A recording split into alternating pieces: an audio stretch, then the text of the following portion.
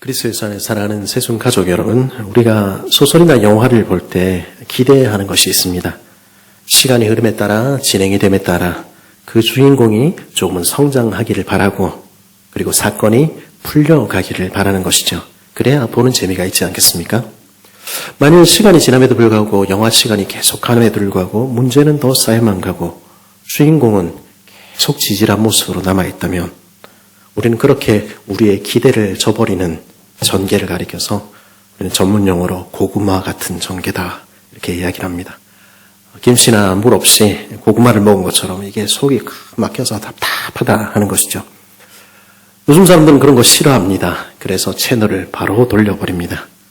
그리고 책을 덮어버리죠. 그런 것으로 고통하고 싶어 하지 않는 것입니다.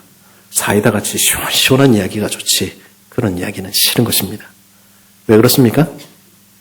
우리가 사는 모습도 내가 사는 세상도 그렇게 고구마 같은데 영화나 소설 보면서까지 그렇게 고통하고 싶지는 않다는 것이죠. 우리 삶은 그렇습니다. 우리는 작년보다는 올해보다는 내년이 더 나아지기를 바랍니다마는, 우리는 개인적으로도 세월과 함께 성숙해지기를 바랍니다마는 우리의 기대만 그럴 뿐 우리는 종종 그렇지 못합니다. 우리 힘으로 어떻게 살아보려고 애썼는데 막다른 골목을 만나기도 하고 실패로 우리의 이야기가 끝날 것처럼 여겨지기도 합니다. 다시 옛 모습 그대로 돌아간 것처럼, 아니 어쩌면 나이가 먹어감에 따라서 내 안에는 더 아쉽과 고집만이 가득한 모습 변해 있는 것들 보게 되기도 하는 것이죠. 우리는 그런 존재들입니다. 그래서 우리들의 이야기에는 별로 기대할 것이 없어 보이기도 합니다. 우리의 이야기들은 어떻게 마치게 되겠습니까? 오늘 아침 우리는 마가복음 마지막 16장 만나게 됩니다. 부활의 아침과 그 후에 있었던 이야기들을 만나게 되는 것이죠. 그 첫 번째 이야기는 안식일의 지난 첫날 새벽 무덤을 찾았던 여인들의 이야기입니다. 금요일 저녁부터 시작된 예비일과 다음 날인 안식일이 새벽빛과 함께 쓰러져 가자 막달라 마리아와 야곱의 어머니 마리아와 살로메 이 여인들은 무덤으로 향했습니다. 이날 새벽 이 여인들은 무엇 때문에 산을 오르고 있었습니까? 사실 이미 산헤드린 공의회 의원이었던 아리마드 요셉이 자신의 무덤을 예수님의 시신을 위해서 내어드렸고요. 같은 산헤드린 공의회 의원이었던 니고데모 같은 부자들이 100근이나 되는 향품을 가져다가 예수님의 시신을 정성껏 염했습니다. 그러니 이 여인들이 또 찾아가서 자기 돈 얼마 보태서 향품을 사서 바른다 한들 별로 도움이 되지는 않을 것 같습니다. 하지만 이 여인들은 이 아침에도 그 산을 오르고 있었습니다. 왜 그렇게 했을까요? 부활을 기대했습니까? 물론 그녀들은 예수님으로부터 부활에 관한 이야기를 들었습니다. 하지만 아무도 그것을 기대하고 있지는 않았습니다. 그녀들은 예수님의 말씀을 믿지 않았습니다. 다만 죽은 예수님을 애도하기 위해서, 죽은 예수님의 시신에 향품이라도 발라서 주님에 대한 마지막 사랑이라도 표현하기 위해서 그 산을 오르고 있었던 것입니다. 그 마음은 얼마나 애틋한지 우리 짐작할 수 있지요. 하지만 그녀들은 지금 죽은 예수님을 찾아가고 있었습니다. 그런데 이렇게 산을 올라가는 여인들의 마음에 걱정이 하나 있었습니다. 바위로 파서 만든 예수님의 무덤이 큰 돌로 이렇게 막혀 있다는 것을 알았기 때문입니다. 그거 어떡하지? 현실적인 문제지요. 그래서 그녀들은 서로 이야기를 하며 산을 오르는 것입니다. 서로 말하되 누가 우리를 위하여 무덤문에서 돌을 굴려주리요 하더니, 이번에 이 부분을 묵상하면서 이게 남자와 여자의 차이인가 이런 생각을 좀 했습니다. 남자들은 이게 큰 예수님의 죽음의 의미 이런 생각을 하고 이런 큰 얘기를 하는데, 여성들은 그 돌 어떻게 굴릴까 이런 생각을 하는 것이죠. 굉장히 현실적이죠. 예수님의 죽음이라는 큰 사건과 비교하면 이 돌문 이야기는 굉장히 작은 이야기, 현실적인 이야기처럼 보입니다. 요즘 아이들 표현으로는 하찮은 이야기처럼 들리는 것이죠. 근데 사실 따지고 보면 그게 우리 인생일지 모르겠다 하는 생각하게 됩니다. 우리 인생을 가로막기 위해서는, 우리 앞을 가로막기 위해서는 꼭 크고 대단한 일이 있어야 하는 것은 아닙니다. 아무리 마음이 슬퍼도 아침에 일어나서 밥은 해야 되고 빨래를 해야 되고 아이들을 학교를 보내야 하는 우리네 작은 인생들에게는 정말로 작은 문턱 하나 넘기가 힘든 그런 우리 연약한 인생들에게는 돌 하나만 있어도 우리를 막아서기에 충분한 것이죠. 그래서 우리는 그런 작은 문제들 앞에서 묻기도 합니다. 누가 우리를 도울 수 있을까? 그것이 이 땅을 살아가는 우리들의 질문이고 그날 아침 무덤을 찾았던 여인들의 질문이었습니다. 그런데 어떤 일이 일어났습니까? 4절은 이렇게 말하지요. 눈을 들어본즉 벌써 돌이 굴러져 있는데 그 돌이 심히 크더라. 그 어려움과 역경은 이미 치워져 있었다는 것입니다. 그네들이 감당할 수 없을 것 같다 생각했던 그 큰 돌은 이미 치워져 있었습니다. 그 아침 그 돌을 치우신 분은 누구십니까? 바로 우리 하나님이십니다. 예수님의 부활하시는데 그 돌문을 치워야 될 이유가 있을까요? 그렇지 않습니다. 주님께는 그것이 필요가 없죠. 예수님의 죽음과 부활에 비하면 이 돌 치우는 이야기는 너무 작은 사건에 지나지 않는 듯 보입니다. 하지만 하나님께서는 그녀들을 잊지 않으셨고 그녀들을 위해서 천사를 보내시고 그 산을 흔들어 그 돌을 치우신 것입니다. 그럼으로써 하나님이 어떤 분이신지 우리에게 다시 알려주시는 것입니다. 부활의 주님은 어떤 분이십니까? 그 작은 이들을 위해서 돌 굴리시는 하나님, 우리 작은 삶에 찾아오셔서 우리를 도우시는 하나님이십니다. 위대한 사건 앞에서도 주님은 우리의 문제를, 우리를 잊지 않으시는 것입니다. 무덤에 들어가 보니까 흰옷 입은 한 청년이 우편에 앉아 있었습니다. 그는 말하지요. 너희는 십자가에 못 박힌 나사렛 예수, 죽은 예수님을 찾아오고 있구나. 그런 예수님은 없어. 그분은 살아나셨고 무덤에 머무시는 분이 아니야. 그분은 오늘도 살아계신 주님이셔. 여러분이 이 아침에 만나기를 원하는 주님은 누구십니까? 그분은 예루살렘, 저 먼 예루살렘 그 무덤에 계시는 분이 아니십니다. 저 2000년 전에 역사 속에 묻혀 계시는 분도 아니십니다. 우리의 예수님은 오늘도 살아계신 하나님이십니다. 그분은 오늘도 우리 삶에 찾아오셔서 우리의 작은 돌들을 치우시며 우리를 도우시는 하나님이십니다. 선사는 계속해서 이야기하지요. 가서 그의 제자들과 베드로에게 이르기를 예수께서 너희보다 먼저 갈릴리로 가시나니 전에 너희에게 말씀하신 대로 너희가 거기서 배우리라 하라 하는지라. 예수님께서는 그녀들이 만난 부활의 예수님을 전하라고 말씀하셨습니다. 아직도 잠들어 있는 주님의 제자들과 베드로에게 오늘도 살아계시며 오늘도 우리 삶에 찾아와 우리를 만나기를 기뻐하시는 주님이 계시다고, 그분이 우리 삶의 자리 갈릴리로 찾아오셔서 우리를 회복시키실 것이라고 이야기해주라 전한 것입니다. 그렇습니다. 누가 부활의 증인이 될 수 있습니까? 누가 주님이 참으로 살아계시며 오늘도 역사하신다고 이야기할 수 있습니까? 그것은 오직 살아계신 주님을 경험한 사람들, 내 삶에 찾아와서 내 문제들을 해결하시는 것들을 경험한 사람들, 나를 도우시는 주님과 동행하는 사람들입니다. 우리는 그런 간증들을 가지고 있습니까? 그것이 크든 작든 그것이 문제가 되는 것은 아닙니다. 우리에게 만일 그런 간증이 있다면 주님이 과연 나를 만나시고 나를 위해서 일하신 것들을 우리가 알고 있다면 우리는 그 소식을 전해야 하는 것입니다. 그런데 오늘 첫 번째 이야기의 결론인 8절은 뭐라고 이야기하고 있습니까? 우리 8절 말씀 같이 한번 읽어볼까요? 시작.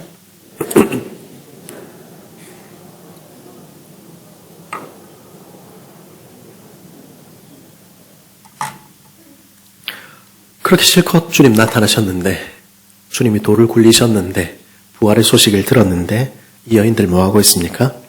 아무에게도 아무 말도 하지 않습니다.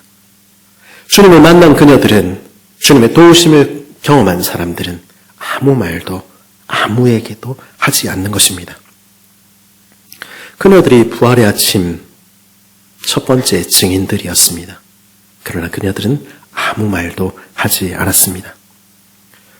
이어지는 두 번째 이야기는 우리가 아는 막달라 마리아의 이야기입니다.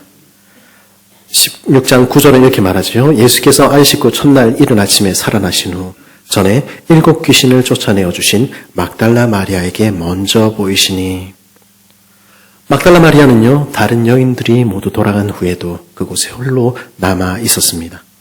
그리고 요한은 이 부분에서 그녀가 슬퍼하며 울고 있었다 기록하고 있습니다.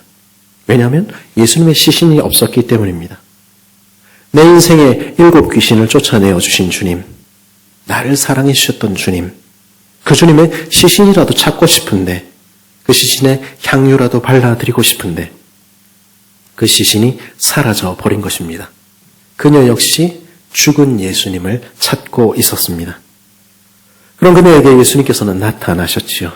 그 옛날 그녀에게서 7 귀신을 쫓아내시던 그 모습 그대로, 그 옛날 그녀를 위로하셨던 모습 그대로 나타나셔서 말씀하신 것입니다. 미리암, 그렇게 부르시며 그녀의 슬픔을 없애 주신 것입니다. 라보니, 그녀의 주님은 오늘도 살아계신 주님, 오늘도 그녀에게 찾아오셔서 그녀를 위로하셨던 주님이십니다. 과거에만 그러셨던 것 아니라 지금도 역사하시는 주님이십니다. 그 주님을 만나고 난 후에 막달라 마리아는 가슴 벅찬 감격을 가지고 내가 만난 주님을 이야기하기 위해서 힘껏 달려갔습니다. 10절에 이렇게 말하죠. 우리 10절 말씀 같이 한번 읽어볼까요? 시작.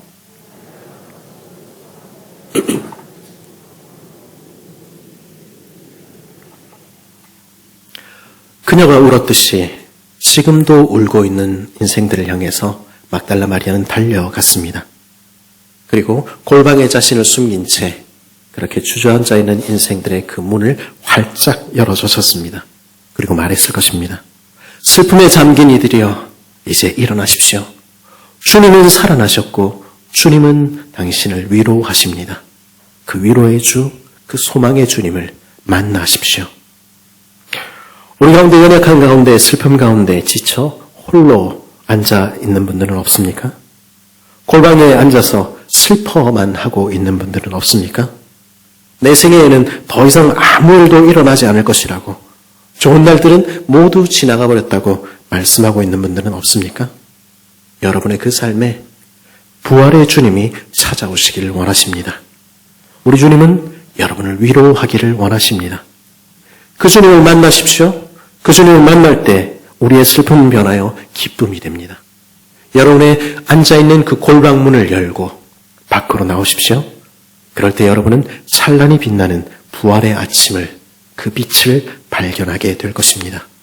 주님이 여러분을 찾아오십니다. 여러분, 주님은 여전히 살아 계십니다. 그런데 이 두 번째 이야기의 결론도 어떻게 됩니까? 우리 11절 말씀 같이 한번 읽어볼까요? 시작. 그들은 예수께서 살아나셨다는 것과 마리아에게 보이셨다는 것을 듣고도 믿지 아니하니라. 결론이 이상하지요. 또 믿지 않았습니다. 그들은 과거에 역사하셨던 주님께서 오늘도 역사하신다는 사실을, 과거 내 눈물을 닦아주셨던 주님께서 오늘도 내 인생의 소망이 되실 수 있다는 사실을 믿지 못했습니다. 그래서 그 사람들은 여전히 나 좀 가만히 내버려 둬라 이야기하면서 슬픔 가운데 그들의 골방에 앉아있을 뿐이었습니다. 12절에 13절에 등장하는 세 번째 이야기는 누가복음에 등장하는 엠마오로 가는 두 제자의 이야기입니다. 12절은 이렇게 말하지요. 그 중에 그들 중 2사람이 걸어서 시골로 갈 때에 예수께서 다른 모양으로 그들에게 나타나시니, 부활의 소식을 들었고 하루가 지났습니다. 그날 저녁입니다. 그 소식을 듣고도 이 사람들은 시골로 내려가고 있는 중이었습니다. 이 사람들은 그 길을 가면서 예수님께서 말과 일에 능하신 선지자였으며 그분이 이스라엘을 구원할 분이라고, 내 삶도 바꾸실 분이라고 나는 믿었었다. 한때 그랬다. 이런 이야기 하고 있었습니다.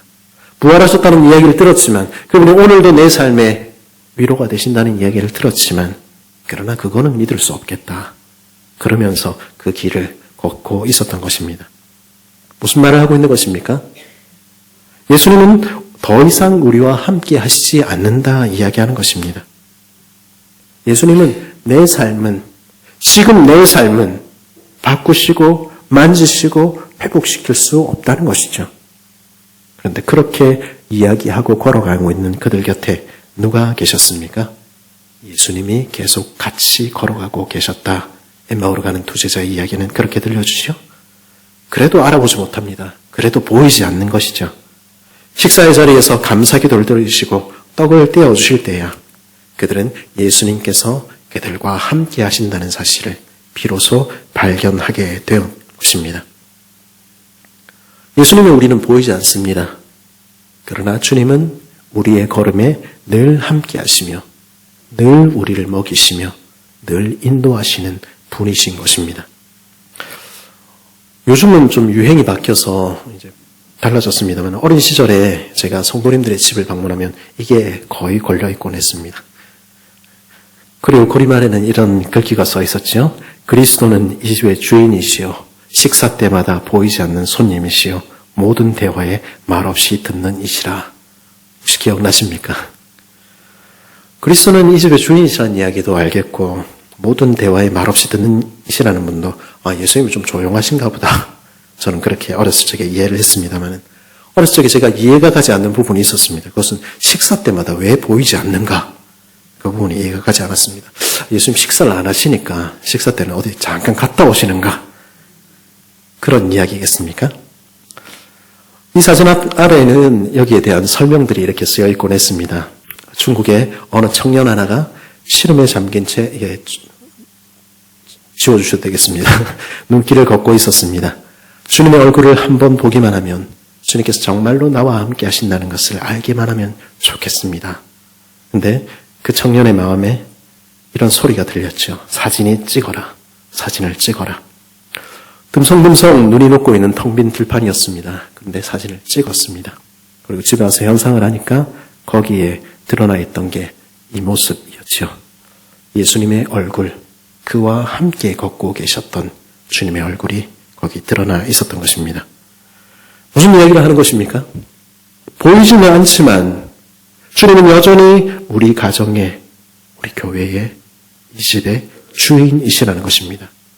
식사 때 보이지는 않지만 우리 곁에 앉으셔서 우리 곁에 함께 계신다는 것입니다. 우리가 대화할 때, 우리가 분노하고 욕을 할 때, 우리가 실망할 때, 우리가 눈물을 흘릴 때, 그 모든 순간에 주님은 우리의 대화를 듣고 계시며 우리의 기도를 듣고 계시는 분이라는 것입니다. 그뿐입니까? 주님이 보이지 않는다 탄식하는 그 순간에도, 주님은 우리와 함께 하시지 않는다 원망하는 순간에도, 그 모든 때에도 우리 곁에, 우리 인생길에 늘 동행하신다는 것입니다. 그 2차 대전 당시에 중국인 청년의 곁에 걸어가셨듯이, 엠마오로 가는 두 제자의 곁에 걸으셨듯이, 주님은 오늘도 저와 여러분의 곁에 걸으시며 이 자리에 함께 앉아 계시다는 것입니다. 그런데 이 세 번째 이야기에 와서도 결론은 어떻게 납니까? 13절은 뭐라고 말하죠? 한번 같이 읽겠습니다. 13절 말씀입니다. 시작.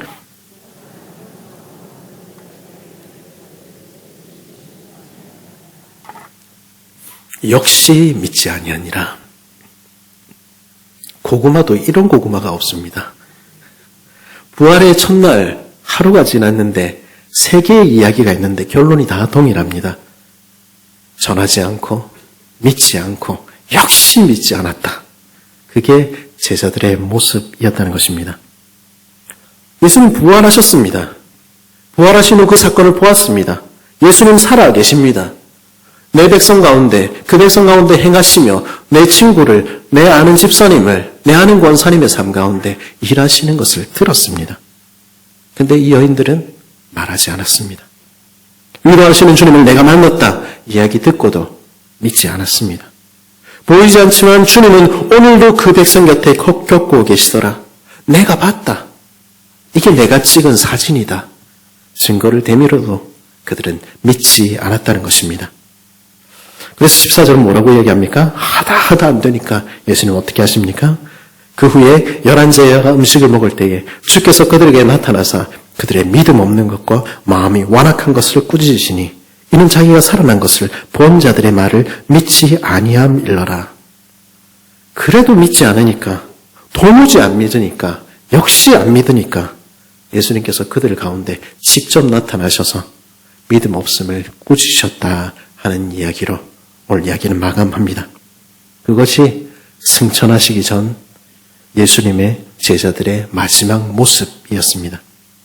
그것이 부활의 증인들의 모습이었습니다. 그렇게 끝까지 자라지 않는 것이, 이야기가 이제 16장인데 끝났는데 거기까지도 변하지 않는 것이 예수님께서 택하신 사람들, 우리들 교회의 모습인 것 같다, 우리 생각하게 되는 것이죠. 이런 제자들에게 무엇을 기대할 수 있겠습니까? 16장입니다. 이제 마가복음 끝났습니다. 이제 부활도 하셨습니다. 승천하셔야 됩니다. 근데 여전히 전하지 않고, 여전히 믿지 않고, 역시 믿지 않는 교회에게 무엇을 기대하실 수 있을까요? 아무것도 기대할 게 없지 않겠습니까? 싹수가 노란 학생들, 장래가 심히 어두운 학생들 아닙니까?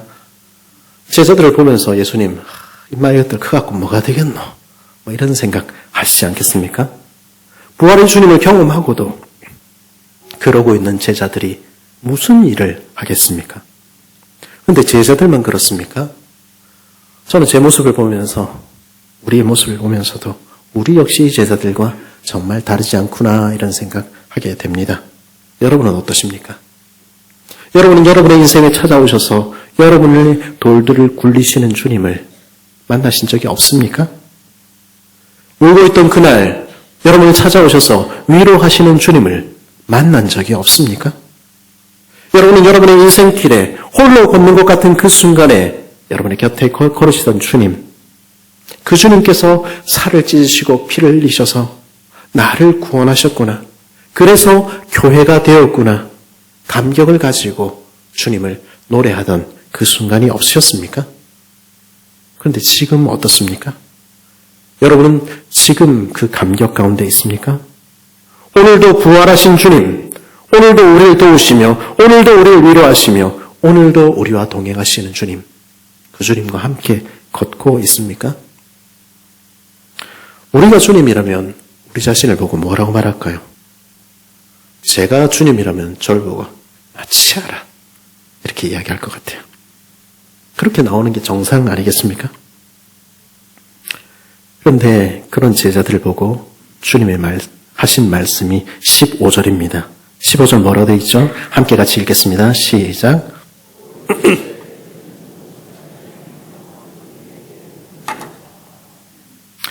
이런 제자들한테 지금 사명을 주시는 것입니다. 도망가고 무서워서 전하지도 않고 그랬던 제자들에게, 골방 속으로 숨어 들어갔던 제자들에게, 그 모습 아직 전혀 바뀌지도 않았는데 어떻게 천하에 다니며 복음을 전파하라 말씀하실 수가 있습니까? 16절은 뭐라고 얘기합니까? 믿고 세례를 받는 사람은 구원을 얻을 것이요 믿지 않는 사람은 정죄를 얻으리라. 우리 자신의 믿음조차 굳게 서지 못하는데 그런 연약한 우리들에게, 그런 교회에게 주님 뭐라 말씀하십니까? 내가 천국의 열쇠를 너에게 맡겼다 말씀하시는 것입니다. 너희가 전하는 그 복음을 듣고 듣지 않는 것에 따라서 영원한 운명이 바뀔 것이다 말씀하시는 것입니다. 이런 권세를 이 교회한테 주시는 것이 합당합니까? 이런 제자들에게, 이런 우리들에게 권세를 주시어봐야 소용이 없지 않겠습니까?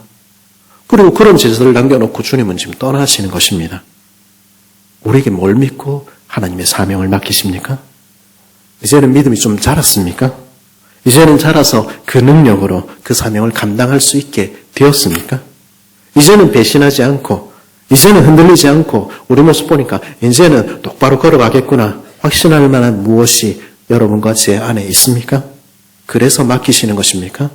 그래서 남겨두고 떠나시는 것입니까? 그렇지 않습니다. 그런데 어떻게 그들을 두고 떠나시며 우리에게 복음의 사명을 맡기시는 것일까요?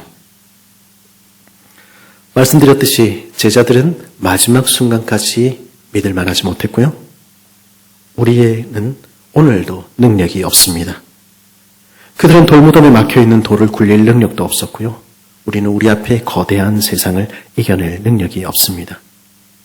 그런데 희망은 어디에 있습니까? 오늘 마가복음 16장 19절은 뭐라고 말합니까? 우리 19절 말씀 같이 한번 읽어보겠습니다. 시작.